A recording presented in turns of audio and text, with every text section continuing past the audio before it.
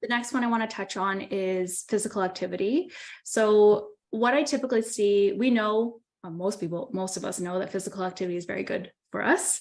Not arguing whether or not we should exercise, but we need to exercise. And if you can do it in nature, big bonus. There's so many studies that show the impact of nature on our mental well-being.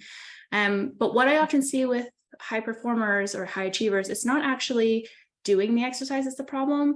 It's actually deciding what kind of exercise to do. So when you're under stress, you are under mental stress, physical stress, it's all stress.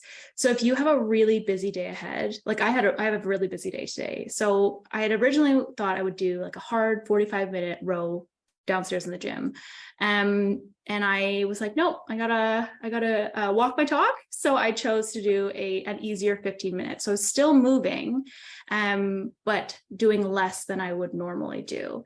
So when you are under times or experiencing heightened stress, you still want to move, but you want to choose easier, lighter forms of movement, walking, yoga. You can go on a run, but just make sure it's a slow run. You're not exerting yourself too much because you're already mentally exerting so much.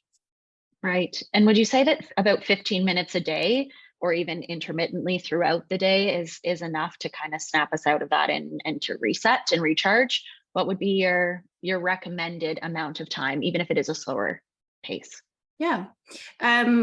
Throughout the day is the best. We live such sedentary lifestyles. If you can take a break in the middle of the day, like take that break, get outside, or stretch, whatever it is, get away from your screens. It's going to help create a bit of space. It really depends, but for like person to person, how much, someone might need like a full hour. Like I've had clients, they're like, I need that hour.